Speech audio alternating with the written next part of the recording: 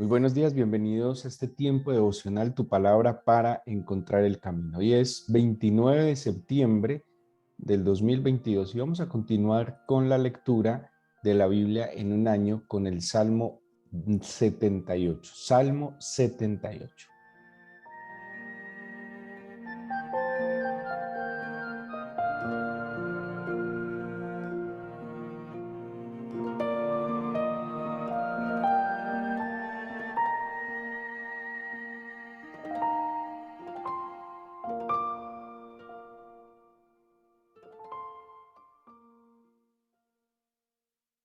En la guía que estamos llevando de la lectura cronológica en la Biblia, nos encontramos estos salmos como unos salmos de alabanza y reconocimiento, uno, de las fallas, de las faltas, de los pecados que ha cometido el pueblo, pero dos, como la fidelidad, la misericordia y la gracia del Señor ha acompañado a su pueblo.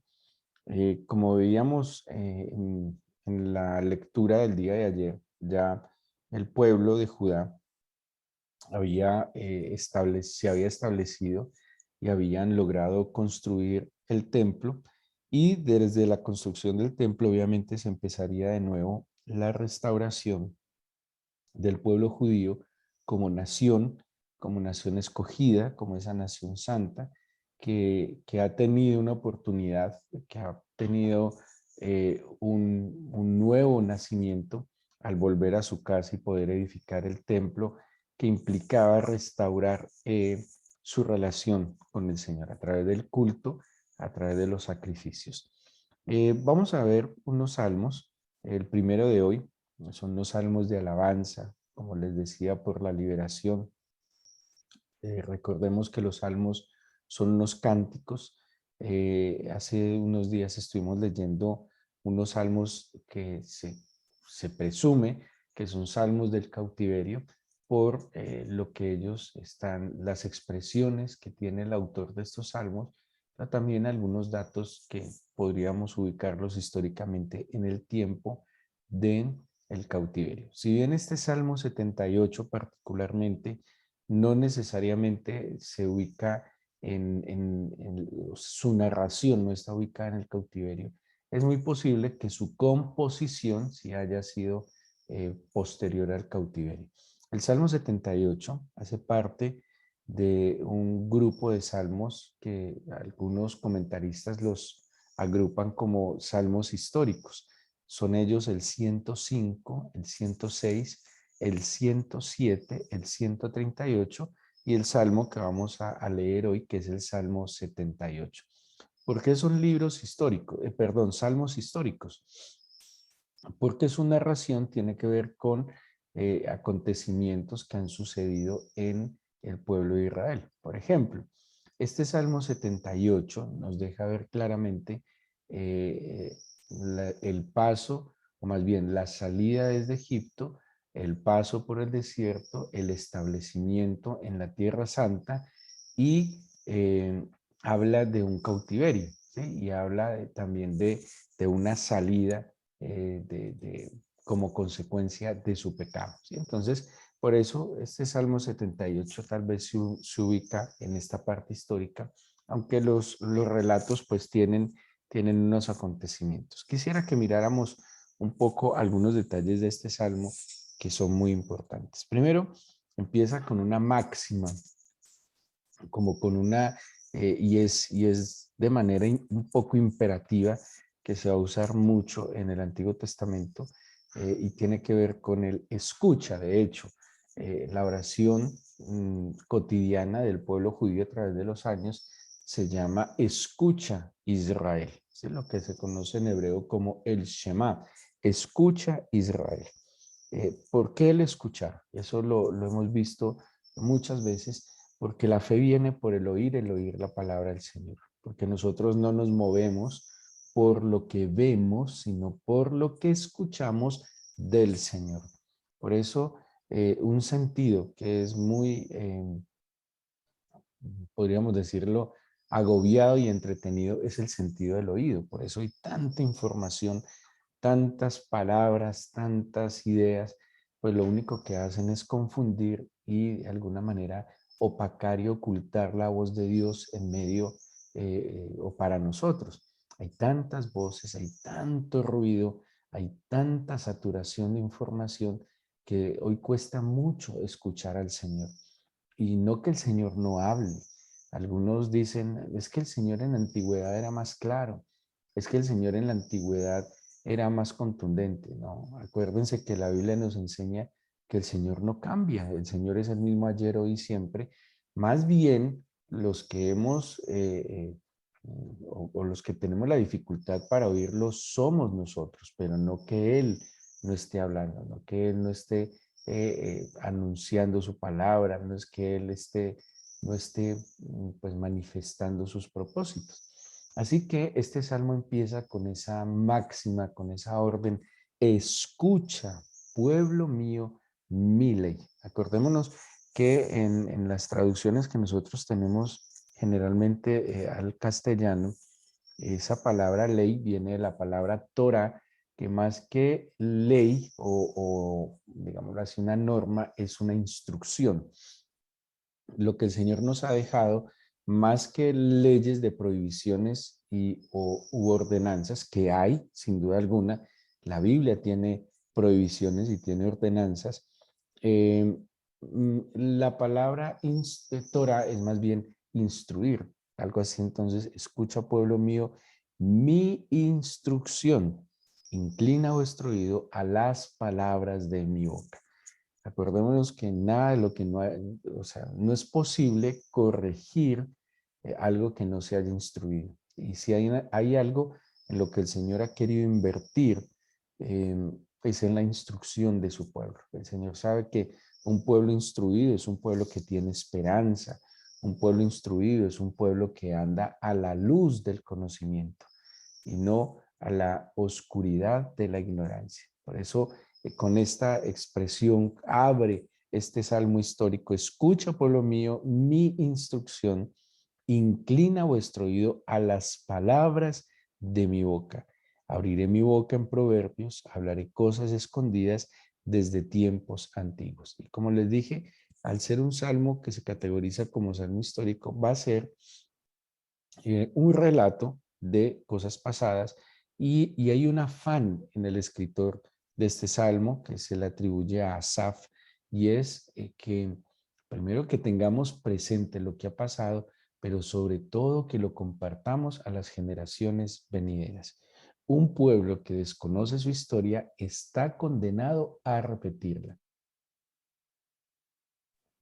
Y por eso él hace una clara advertencia de que uno, no olvide lo que ha vivido, pero dos, tiene que darlo a conocer a las generaciones venideras. Y dice así: las cuales hemos oído y entendido que nuestros padres nos las contaron. Este hombre no necesariamente vivió todos los relatos que están aquí en este salmo, pero sí reconoce que sus padres les contaron aquellas cosas antiguas. Y mire lo que dice el 3: las cuales hemos oído y entendido que nuestros padres nos las contaron. ¿Sí? Muy importante esa labor de darle a conocer a nuestros hijos eh, pues las cosas que han pasado. Mm, Generalmente, como hoy es más difícil la comunicación entre padres e hijos, antes, al no tener tantos medios de comunicación ni tantos medios de entretenimiento, el diálogo entre padres e hijos era abierto y constante. Se compartía mucho con los padres y con los abuelos. Los padres y los abuelos daban a conocer a los hijos y a los nietos las historias familiares. Incluso yo tengo recuerdos de niño que le contaban también historias de la nación, del país, situaciones que habían pasado en el país, y el conocimiento de todas aquellas cosas también generaban arraigos a la historia, y de alguna manera generaban también una identidad, como en el caso nuestro como colombianos. Ahora, un creyente, un padre creyente, una madre creyente, también debe dar a conocer a los hijos las historias del caminar con el Señor. Nosotros llevamos, algunos llevarán años, meses, no sé, décadas caminando con el Señor, y ahí hay una historia de vida y una experiencia valiosísima que de alguna manera, pienso yo, se convertiría en la mayor herencia que le podamos dejar también a nuestros hijos. Y dice, nosotros las entendimos, primero las oímos y las entendimos. ¿Sí? Hay unas cosas que nuestros padres nos dieron a conocer, las oímos y las entendimos. Y dice el 4, no las encubriremos a sus hijos, contando a la generación venidera las alabanzas del Señor y su potencia y las maravillas que hizo. De allí este salmo histórico. ¿Qué es lo que está haciendo este escritor? Está retomando lo que oyó y entendió de sus padres de tiempos antiguos y ha tomado la decisión también de darlo a conocer a sus hijos, no encubriéndole a sus hijos las alabanzas del Señor, su potencia y las maravillas que hizo. Porque a veces nuestros hijos no tienen cómo solucionar ciertas situaciones. Seguramente, pues nosotros no les instruimos, nosotros no les hemos mostrado que hay un todopoderoso en los cielos y en la tierra, hay un creador del cielo y de la tierra, que es además, sobre todas las cosas, nuestro Padre. Porque más que el creador, más que el todopoderoso, es nuestro Padre. Y esa decisión que tomó el Eterno de acercarnos y darnos su paternidad a través de nuestro Señor Jesucristo es un don que no tiene comparación en este mundo, ¿sí? Y por eso viene entonces el siguiente relato como una decisión de este escritor de, al haber oído y entendido lo de sus padres, y que seguramente al haber oído y entendido de sus padres, por lo que viene a continuación, entendió también que sus padres lastimosamente se equivocaron, que sus padres en algún momento se apartaron del Señor, que sus padres tuvieron, no sé, crisis de fe, atendieron otras voces, inclinaron su corazón a otras creencias y eso trajo unas consecuencias. Y de allí hay un aprendizaje, pero también le está contando a las generaciones lo que él en carne propia pudo haber experimentado al tomar malas decisiones, pero también él oyó y entendió de sus padres que a pesar de sus malas decisiones, siempre hubo alguien que tomó las mejores decisiones y ese es el Padre Eterno. Siempre hubo alguien que amó, que perdonó, que tuvo paciencia, que soportó y que fue fiel a sus palabras. Lo más extraordinario que nos muestra no solo la escritura, sino, creería yo, nuestras propias experiencias de ver cómo el Padre no deja caer ninguna de sus palabras, que él ha sido cabal en el cumplimiento de sus palabras, porque el Señor no es hombre para que mienta, ni hijo de hombre para que se arrepienta en lo que él ha establecido y prometido. Dice entonces, versículo 5, él estableció testimonio en Jacob, puso ley en Israel, la cual mandó a nuestros padres que la notificasen a sus hijos. No sé si ustedes recuerdan que el libro de Deuteronomio, por allá por el capítulo 6, bueno, y no solo en el capítulo 6, va a ser muy reiterativo el libro de Deuteronomio como segunda ley, ahí viene Deuteronomio, segunda ley, hay una constante y es repita a sus hijos. Por ejemplo, Deuteronomio 6 habla cuando vayan por el camino, cuando salgan de la casa, cuando vuelvan a la casa, cuando se acuesten, cuando se levanten, en todo tiempo, en todo momento, dé a conocer a sus hijos los principios, las verdades, las instrucciones, los mandatos, las prohibiciones que el Eterno les ha dado. Y dice el versículo 6, para que lo sepa la generación venidera y los hijos que nacerán y los que se levantarán lo cuenten a sus hijos. ¿Sí? Es como una herencia histórica que se está transmitiendo. Ese de alguna manera, en términos generales, ha sido el éxito del pueblo judío a través de los años, ¿sí? Que han sabido transmitir a las generaciones venideras lo que ellos oyeron y entendieron de sus padres. Eso ha conservado una identidad nacional a pesar de la dispersión durante tantos años. Eso les ha permitido guardar la esperanza del retorno del Señor, o más bien de su Mesías como primer manifestación, pero muchos también, y Y hace poco que estuvimos en Israel, yo quedé asombrado como el movimiento mesiánico, el movimiento mesiánico es no cristianos judaizados, sino judíos, nacidos judíos, creyentes judíos, que se convierten al cristianismo, que reconocen a Jesucristo como el Señor y Salvador, como el Mesías anunciado por el Antiguo Testamento. Y el movimiento mesiánico, insisto, refiriéndome al judío, nacido judío, que reconoce a Jesús de Nazaret como su Mesías, en ese movimiento mesiánico en Israel es muy fuerte. Ha venido creciendo en los últimos años de una manera extraordinaria y ha habido un despertar, ¿sí? Y ese despertar ha surgido, que lo he escuchado en dos testimonios, de ir a la escritura.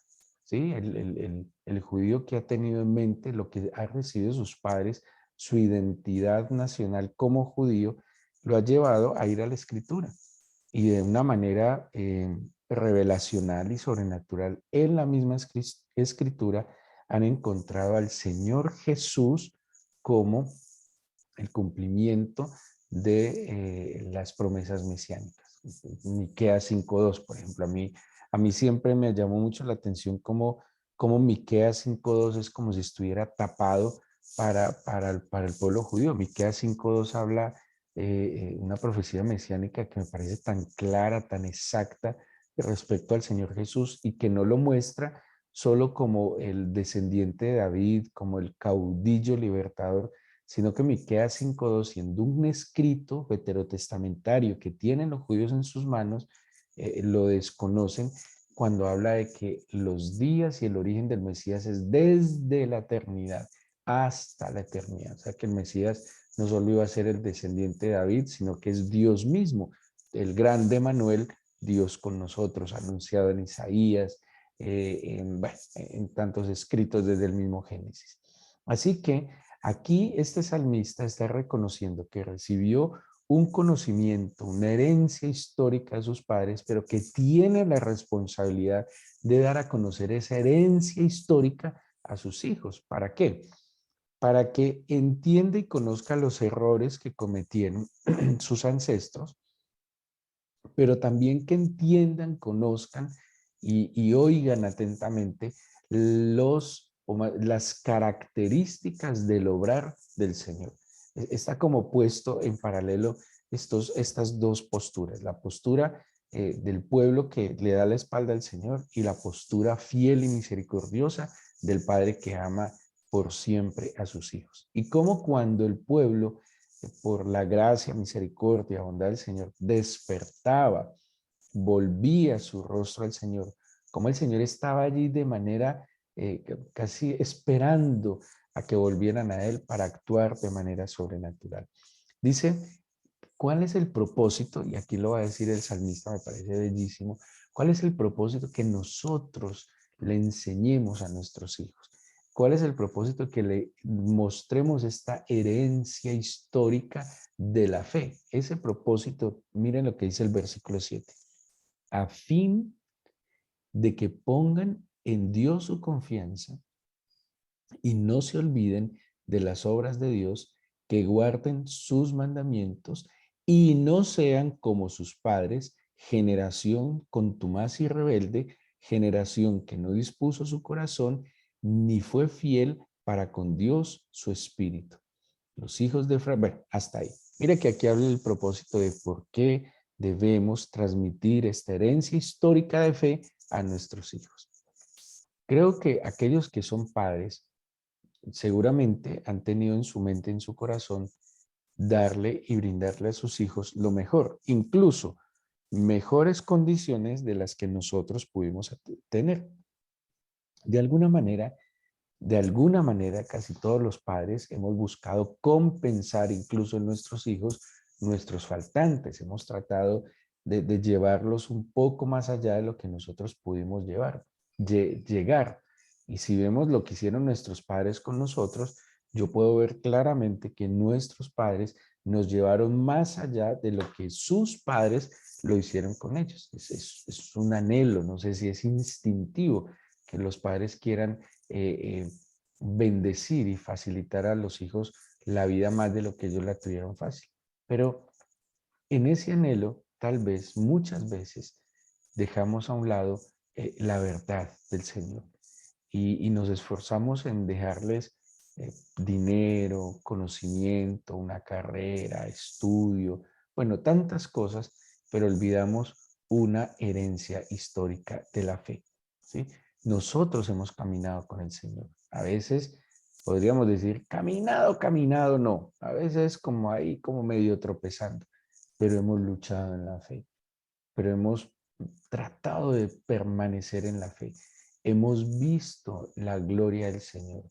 A veces yo sé que muchos tenemos testimonios que el Señor ha provisto, que el Señor ha protegido, que el Señor ha facilitado, ha abierto una puerta, ha cumplido un anhelo, pero personalmente a mí me parece que el milagro más grande que yo he identificado en la vida de la fe es que el Señor transformó mi corazón, es que el Señor me dio sus sueños, es que el Señor me cambió mis expectativas y que tal vez para muchas cosas que yo estaba condicionado por una herencia, por una herencia que no era una herencia histórica buena necesariamente, sino por una marca de tantas cosas que no eran muy positivas, pero que el Señor sí transformó mi corazón. Yo creo que ustedes serán testigos de la transformación que el Padre ha hecho en sus corazones. Por ejemplo, perdonar.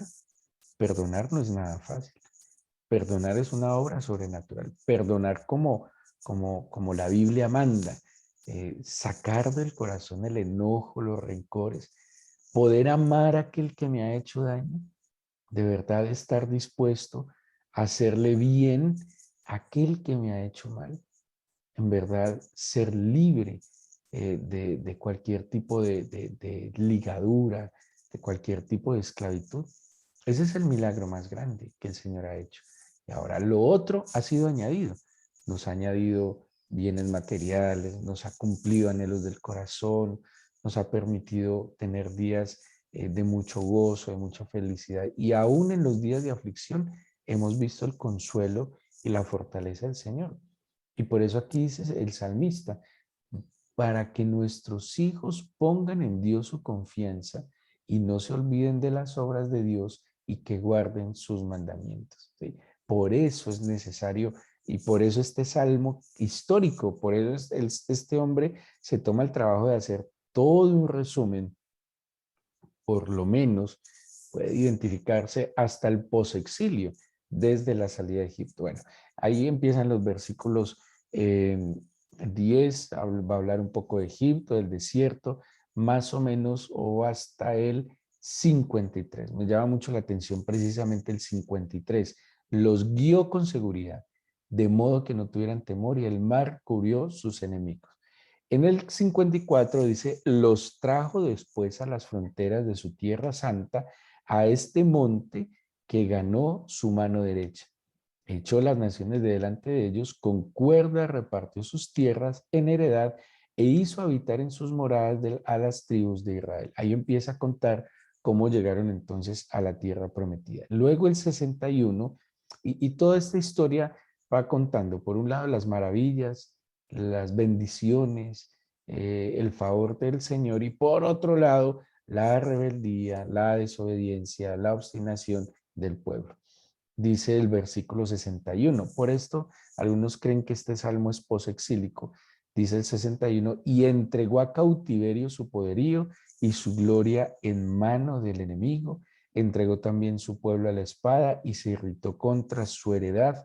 El fuego devoró a sus jóvenes y sus vírgenes no fueron loadas en cantos nupciales. Sus sacerdotes cayeron a espada y sus viudas no hicieron lamentación. ¿Sí? Entonces, por eso, algunos creen que es posexílico. Yo personalmente creo que este salmo tiene que ver más con, por lo menos que relata la caída de Israel con Asiria, porque se centra en la tribu de Judá. Luego incluso va a hablar de David, pero no de David históricamente porque no concuerda, sino más bien con los descendientes de David. Mm, ¿Qué me llama mucho la atención al final? Dice, escogió la tribu de Judá, versículo 68, el monte de Sión, al cual amó, edificó su santuario a manera de eminencia, como la tierra que cimentó para siempre. Eligió a David su siervo, lo tomó de las majadas de las ovejas, detrás las paridas lo trajo, para que apacentase a Jacob su pueblo y a Israel su heredad, y los apacentó conforme a la integridad de su corazón, los pastoreó con la pericia de sus manos. Aquí además da unos tips de cómo se pastorea, da unos tips de cómo el Señor, cuál es el buen pastor, ¿sí? Que el Señor tiene en su, digámoslo así, en su plan. Un pastor conforme a su corazón, un pastor íntegro de corazón, un pastor que cuida a la grey con pericia de manos. Y eso era David. Y acordémonos que la imagen del pastor en el Antiguo Testamento no tiene que ver con el ministerio sacerdotal, no tiene que ver con el ministerio profético. La imagen de pastor en el Antiguo Testamento hace referencia a los reyes que tenían la responsabilidad de orientar, de apacentar, de cuidar, de velar por el bienestar de las ovejas. Así que esa imagen del pastor del Antiguo Testamento, el Señor como buen pastor es la imagen de ese rey protector, es la imagen de ese rey que libra las batallas también por su pueblo y defiende a las ovejas. Por eso David tiene esa imagen de pastor. Ya en el Nuevo Testamento, esa imagen de pastor tiene otras implicaciones. He aquí entonces este salmo histórico. Qué bueno que lo lean con detalle. Si usted ha venido leyendo la Biblia este año, todo el Antiguo Testamento, va a ver estos resúmenes que tienen, como les dije, el Salmo 105, 106, 107, 138 y 78, que nos hacen todo un resumen de lo que es el Antiguo Testamento. El más largo de todos es este Salmo 78, que tiene 72 versículos. Démosle gracias al Señor. Tenemos una misión, una labor muy importante de contar a las generaciones venideras los hechos portentosos de nuestro Señor para que, como leíamos en este Salmo en el versículo 27, para que ellos también pongan su confianza en el Señor y no se olviden de las obras de sus manos.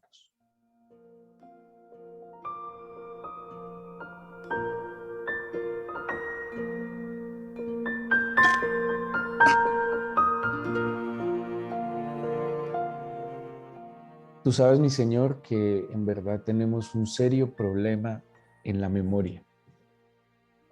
Y por eso tu palabra, Señor, exhorta a escuchar atentamente y a hacer memoria de lo que tú has hecho y también de lo que nosotros hemos hecho. Tenemos una memoria que nos hace olvidar fácilmente nuestros errores, pero que también olvidamos fácilmente tus virtudes. Yo te pido, Señor, que nos eduques, que quites el tapón de nuestros oídos cada mañana y cada día. Creo firmemente que tú hablas de maneras soberanas y sorprendentes. Creo que la principal fuente a través de la cual tú nos hablas está en la Escritura, pero también tu Espíritu habla al corazón. Y también creo que a través de todas las cosas creadas puedo ver, Señor, tu poder y tu deidad. Porque tú quieres, Señor, la salvación, la vida. Es que tú no creaste al hombre para que viviera en desgracia. No te hubieras tomado semejante trabajo tan perfecto, tan magno, Señor, para que simplemente el hombre viviera en desgracia. Todo lo creaste, Señor, para tu gloria, pero también para bendición de nosotros. Por favor, instrúyenos. Yo te pido, Señor, humildemente que nos eduques, Padre y perfecto Maestro. No nos dejes ser un pueblo indocto e ignorante, expreso del miedo, porque la ignorancia produce miedo. El desconocimiento produce miedo. Por el contrario, El conocimiento y el aprendizaje de tus palabras genera confianza, Señor. Genera seguridad en ti, no en nosotros, en ti. Genera temor, que es el principio de la sabiduría. Yo te pido que cuides nuestra memoria histórica de fe. Llevamos un camino, nuestros padres, nosotros muchos tuvimos el privilegio de tener padres creyentes, abuelos creyentes. Permítenos recorrer esos caminos de fe, donde les vimos firmes, sostenerse, levantarse también. Y asumimos la responsabilidad de dar a conocer a las generaciones venideras, Señor, esa historia de fe. Yo te pido que hagamos una oración hoy por nuestros niños y jóvenes, que como advierte el Salmo, muchos de ellos están siendo pasados por el fuego y la espada está atravesando sus corazones. Digámosle al Señor que tenga misericordia de nuestros jóvenes y niños. Haga una oración por sus hijos y nietos o sobrinos en este momento si no tiene hijos. Porque el peligro de nuestros jóvenes ya no es solo las drogas, la pornografía. Son tantas cosas, la misma violencia que nos rodea. Es un atentado contra nuestros jóvenes. Haga una oración con autoridad por sus hijos y nietos, por sus sobrinos, o hasta vecinitos, amigos, no sé, el que se le venga a la mente. Dígale al Señor, envía ángeles alrededor de nuestros jóvenes y niños. Extiende tu manto de gloria, ampáralos. Por favor, guárdalos, inclina sus corazones hacia ti y permíteles encontrar en ti la luz y la verdad. Yo te bendigo, Padre eterno, por este nuevo día. Te doy gracias por escuchar nuestras oraciones y porque tú, Señor, nos instruyes provechosamente. La gloria es tuya, de nosotros tu bendición, en el nombre de Jesús. Amén.